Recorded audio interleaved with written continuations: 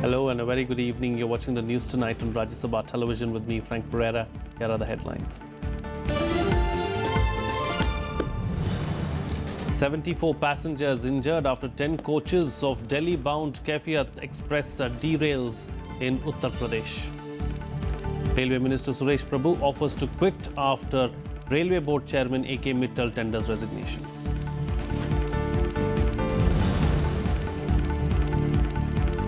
Union Cabinet gives in-principle approval for merging state-owned banks. Panel of ministers chosen by the Prime Minister to examine consolidation plan submitted by PSU bank boards.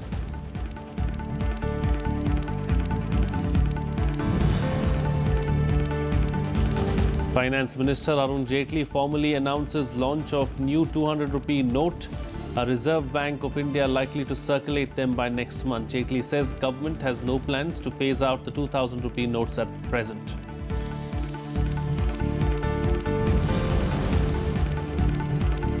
And crisis continues within the ruling AIADMK in Tamil Nadu. AIADMK supporters hold protests at resort in Puducherry against 19 party MLAs who are opposing Chief Minister E. Palanisamy.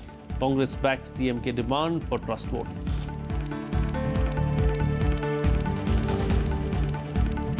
While taking moral responsibility for the recent rail accidents, Union Minister of Railways Suresh Prabhu on Wednesday offered to resign. In a series of tweets, Suresh Prabhu said that he takes full moral responsibility for the accidents and has met Prime Minister Narendra Modi in this regard. Prabhu also said he was extremely pained by the unfortunate accidents, injuries to passengers and loss of precious lives.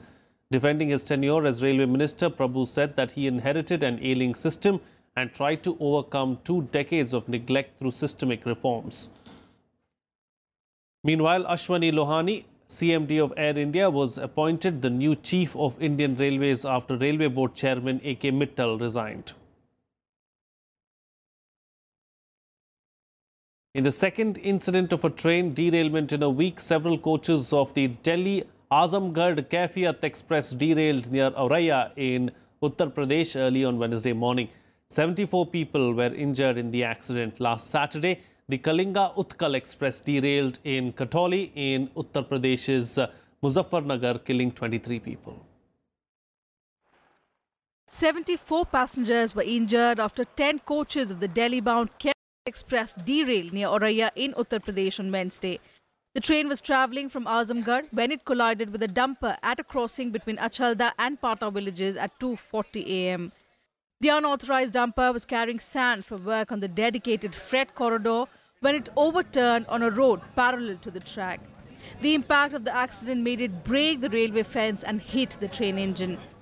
Additional forces and NDRF teams were rushed to the spot from Lucknow, Auraiya, Etawah and Kannauj.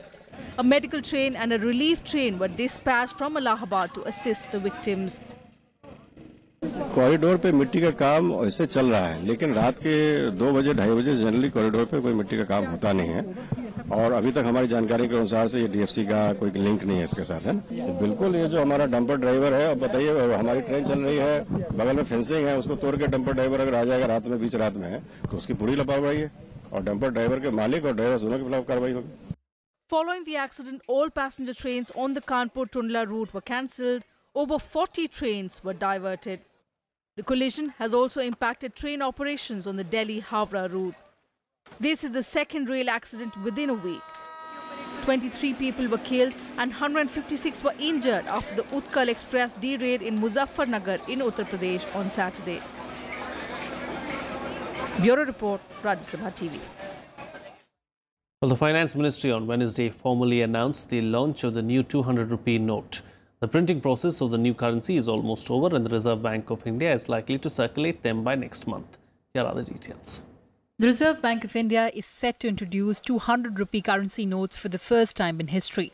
The Finance Ministry specified the new 200 rupee currency notes in a Gazette notification on Wednesday. These notes are expected to help bridge the gap between 100 and 500 rupee currency notes. ये इसकी जो पूरी प्रक्रिया है कि कब तक वो उसकी छपाई होगा, इसका संचालन आरबीआई देखेगा और इसलिए उसकी डेट वगैरह भी आरबीआई के लिए ही बताना उचित होगा। Finance Minister Arun Jaitley on Wednesday put at rest rumours of 2000 rupee currency notes being phased out, saying that the government has no plan to do so. 2000 रुपए के नोट का क्या होगा? क्या सरकार की कोई प्लानिंग है उसको बंद करने की या फेज आउट करने की? क्योंकि इसको लेकर बहुत मैंने ऐसी कोई चर्चा नहीं सुनी। This is the fourth new note to be announced since November, when Prime Minister Narendra Modi announced an overnight ban on 1,000 and 500 rupee currency notes. Kriti Mishra, Rajya Sabha TV. Well, the government today decided to set up an alternative mechanism to oversee the proposals for consolidation of public sector banks. The cabinet also approved a proposal for setting up of a commission to examine the subcategorization of the other backward classes. Yes, more. The Union Cabinet, chaired by Prime Minister Narendra Modi, gave its in-principle approval for the merger of state-owned banks. With this, the government seeks to consolidate 21 state-owned banks in the country.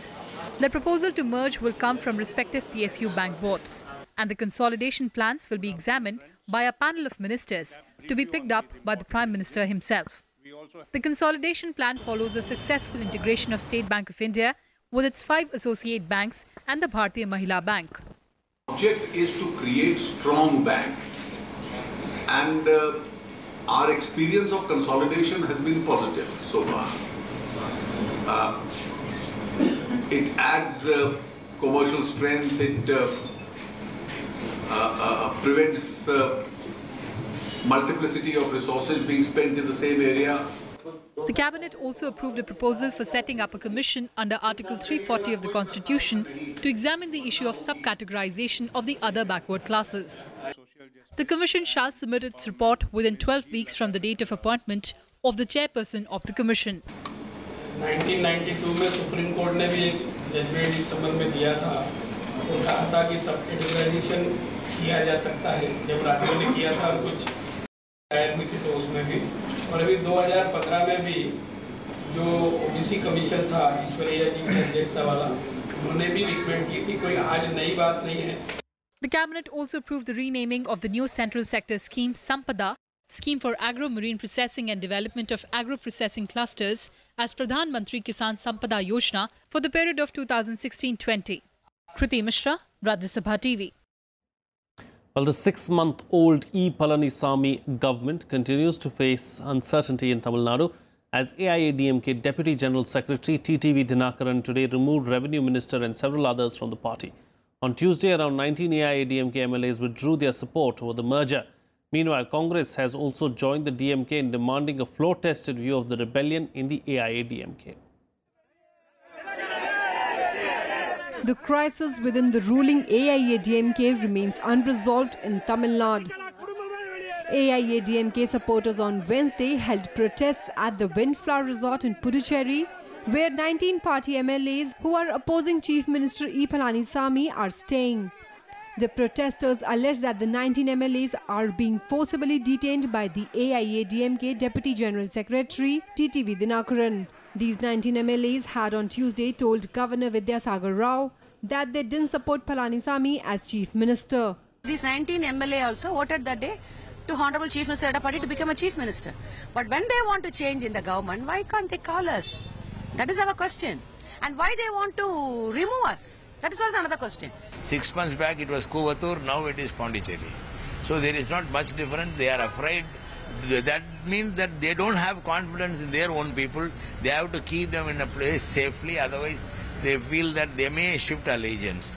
That is the case of ADMK. When people Meanwhile, Dinakaran removed several district functionaries and Revenue Minister R.B. Udyakumar from their party posts and appointed his supporters. In a related development, the Congress backed the opposition DMK's demand for a fresh trust vote in the assembly. This comes after DMK President M.K. Stalin asked Governor C. Vidyasagar Rao to hold a floor test. The 19-20 MLAs withdrawing support means the present Chief Minister naturally he loses the majority.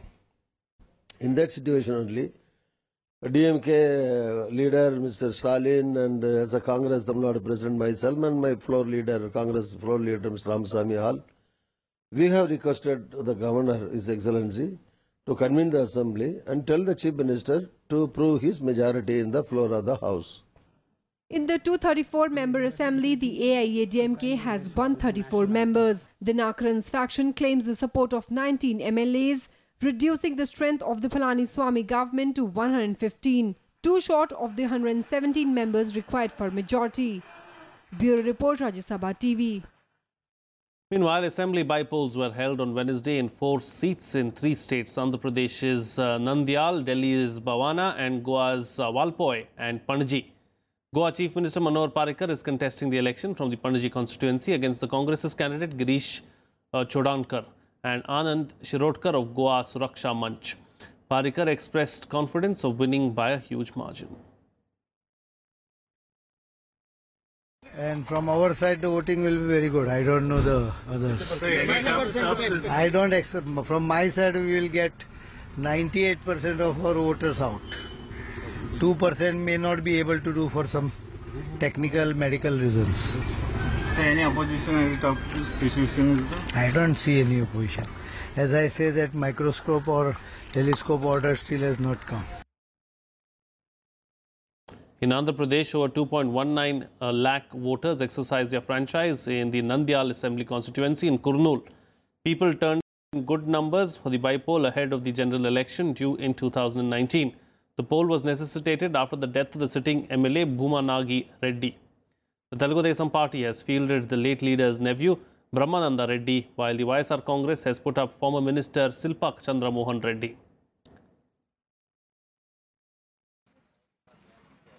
Over 35% votes were polled till 3 PM in the Bhavana Assembly by-poll that witnessed a triangular contest among the AAP, BJP and Congress.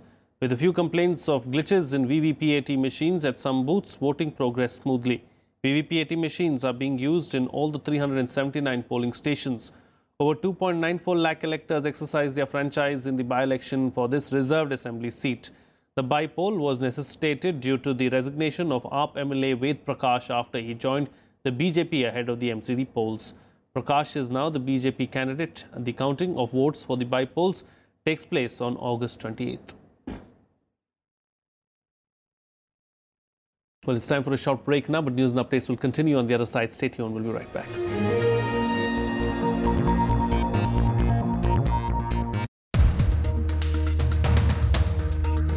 When it comes to the procurement part, payment to the vendors, why is it such a messy affair? There's no need to do kind of ad hoc procurement. ICMR has not been making the right interventions when it comes to the patents, diagnostic tests. We cannot, adopt bureaucratic procedures. There are about 47,000 Indian doctors who are practicing in US and about 25,000 practicing in UK, which makes India the largest exporter of doctors in the world. If you expect a doctor after having gone through a lot of training, to really go and sit in a remote rural or tribal area, there may be a few doctors, yes, who are motivated to do that, but majority of times you will not find. Watch To The Point with Director General of Indian Council in Medical Research, Soumya Swaminathan, only on Rajya Sabha television.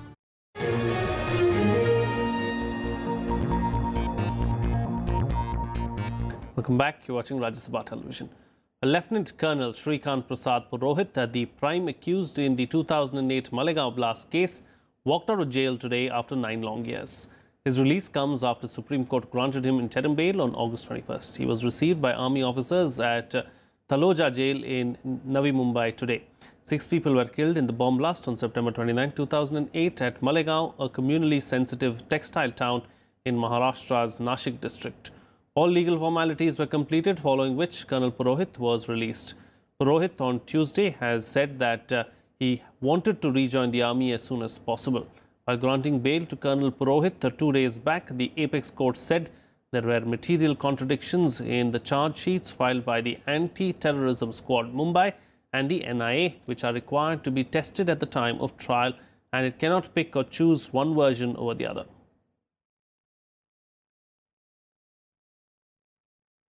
The Prime Minister Narendra Modi and Nepal Prime Minister Sher Bahadur Deoba will hold their summit-level talks on Thursday.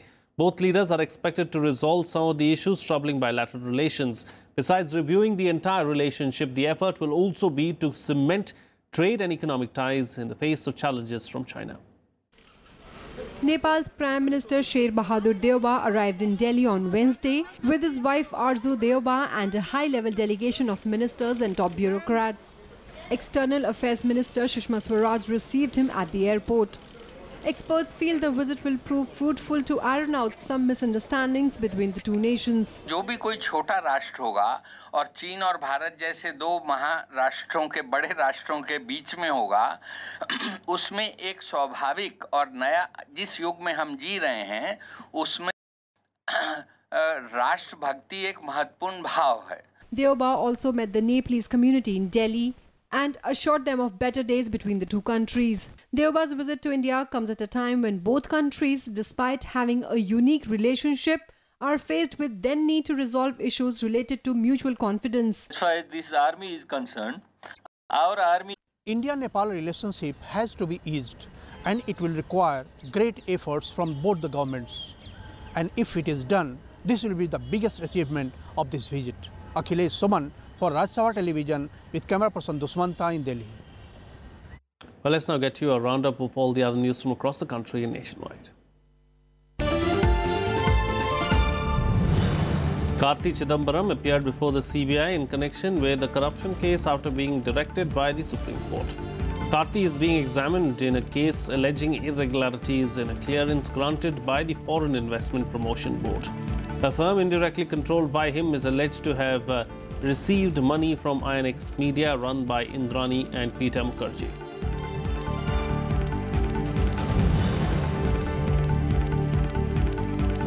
The Delhi High Court on Wednesday issued a notice to Delhi Chief Minister Arvind Kejriwal seeking a reply on a fresh petition in connection with an ongoing criminal defamation case. Kejriwal has to respond within 4 weeks. Arun Jaitley has filed a 10 crore rupees defamation suit against Kejriwal and 5 other AAP leaders. This is the second civil defamation case by Jaitley against Kejriwal in the Delhi High Court.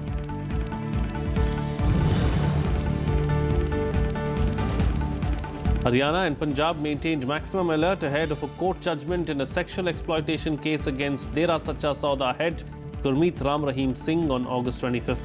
There was heavy police and para-forces deployment near the routes leading to the district court complex in Panchkula, where the case will be heard.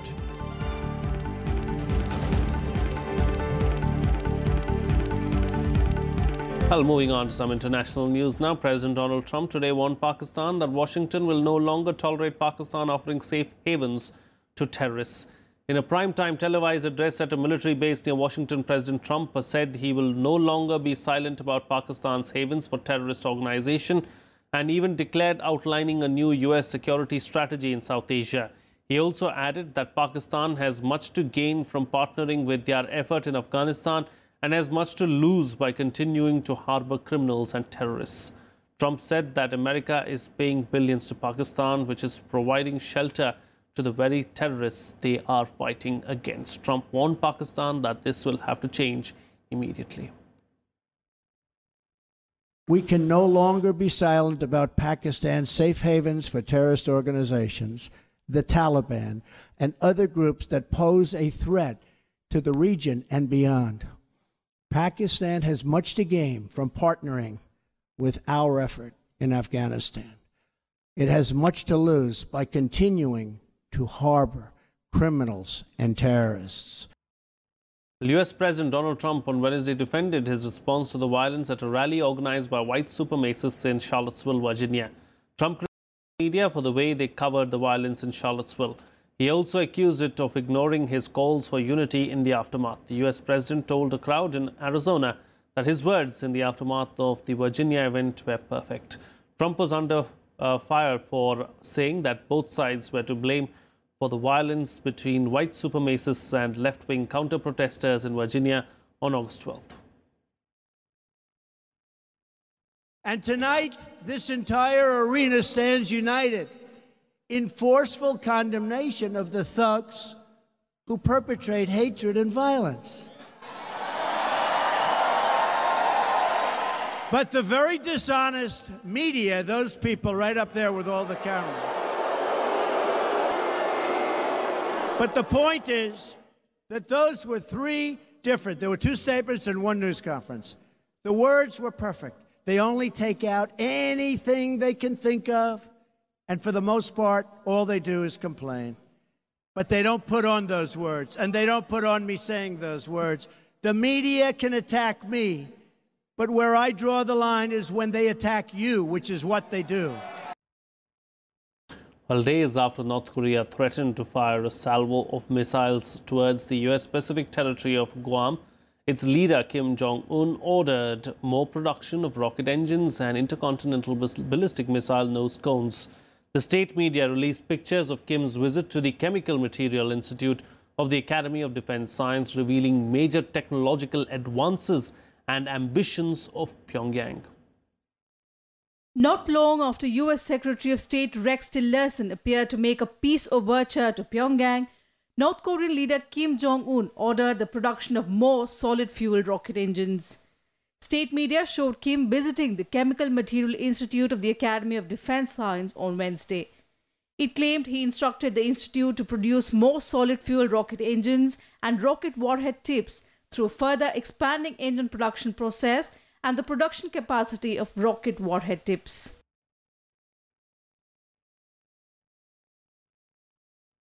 North Korea has conducted 2 nuclear tests and dozens of missile test launches since the start of last year. But it test launched 2 ICBMs in July, prompting denouncement and international sanctions against its efforts to manufacture a nuclear-tipped warhead. The last missile test on the 28th of July put the US mainland in range, prompting heated exchanges that raised fears of a new conflict in the peninsula. The United States has conveyed to North Korea that while the path to dialogue is still an option, Washington remains undeterred in defending any threat to its territory. While the path to dialogue still remains an option, the United States remains undeterred in defending against the threat North Korea poses. My President's top priority remains protecting the homeland, U.S. territories, and our allies against North Korean aggression. We remain prepared to use the full range of capabilities at our disposal against the growing threat from North Korea. However, despite multiple sanctions, North Korea says it's never going to surrender nuclear arms. There are several nuclear weapon states in the world, but the U.S. is the only country that poses constant nuclear threat upon the DPRK. The measures taken by the DPRK to strengthen its nuclear deterrence and develop intercontinental rocket is justifiable and legitimate option for self-defense in the face of such apparent and real threat. Amid weeks of heightened tension on the Korean peninsula, South Korea and the United States are conducting annual joint drills involving computer simulations of a possible war. On Wednesday, South Korea also staged a 20-minute-long nationwide civil defense drill, which was also broadcast live for the first time in 2 years to raise public awareness. Bureau Report, Rajya Sabha TV. Well, a powerful typhoon struck the coast of China on Wednesday, bringing massive flooding to the cities of Macau and Hong Kong. At least 3 people were killed in Macau when Typhoon Hato hit the city. The 13th typhoon this year, Hato, made landfall on Wednesday afternoon in Zhuhai city in Guangdong province of South China. It brought huge tides and flooded coastal highways, affecting roads and rail services. More than 100 flights were cancelled at the Zhuhai airport. This is the strongest typhoon to hit China so far this year, with a maximum wind speed reaching 45 meters per second. Thousands of people were evacuated from parts of the mainland coast before the storm's arrival. The typhoon also battered Hong Kong with sustained winds of 165 kilometers per hour and gusts up to 192 kilometers per hour. Destructive winds uprooted trees and forced most businesses to close. Many skyscrapers remained in darkness due to power failure. Trading in Hong Kong's financial markets was also halted for the day. 420 flights to and from Hong Kong had to be cancelled. Well, here's a roundup of some other international news in Global Plus. A Taliban suicide bomber killed 7 civilians and wounded over 40 others, mainly children, when he detonated a car filled with explosives at a police headquarters in southern Afghanistan. Officials said that children were studying at a nearby mosque when the explosion took place. The attack comes a day after US President Donald Trump announced that the US would continue fighting in Afghanistan. Angolans headed to the polls on Wednesday in a parliamentary election expected to usher in the ruling party's defense minister as the first new leader of Africa's second biggest oil producer of 38 years. João Lourenço, who has pledged to boost growth and fight corruption, would inherit an economy mired in recession as gaping inequality, soaring inflations and high unemployment. The People's Movement of the Liberation of Angola is expected to remain in power but with a reduced majority.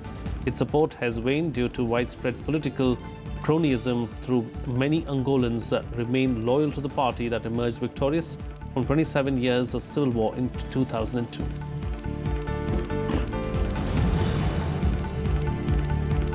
The U.S. Navy has removed its 7th Fleet Commander, Vice Admiral Joseph Aucoin, after a series of collisions involving its warships in Asia. U.S. Navy and Marine Corps divers are still trying to find 10 missing sailors from the U.S. guided missile destroyer USS John S. McCain, which collided with a merchant vessel near Singapore. About 2 months ago, the Fitzgerald almost sank off the coast of Japan after a collision with a Philippine container ship that killed 7 U.S. sailors.